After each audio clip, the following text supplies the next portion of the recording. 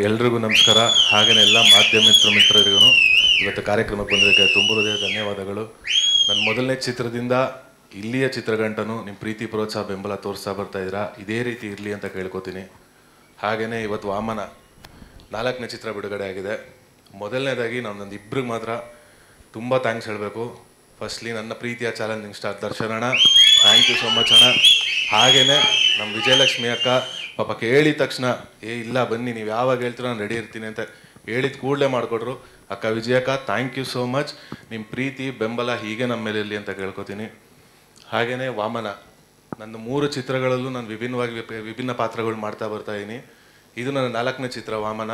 So ಇದರಲ್ಲೂ ಒಂದು ವಿಭಿನ್ನ ರೀತಿಯ ಒಂದು ಪಾತ್ರವನ್ನು ಮಾಡಿ ಈ ಕರ್ನಾಟಕ ಜನತೆ ಮುಂದೆ ಬರ್ತಾಯಿದ್ದೀನಿ. ಸೊ ನಮ್ಮ ಪ್ರೀತಿ ಪ್ರೋತ್ಸಾಹ ಆಶೀರ್ವಾದ ಸದಾ ನನ್ನ ಮೇಲೆ ಹೀಗೆ ಇರಲಿ.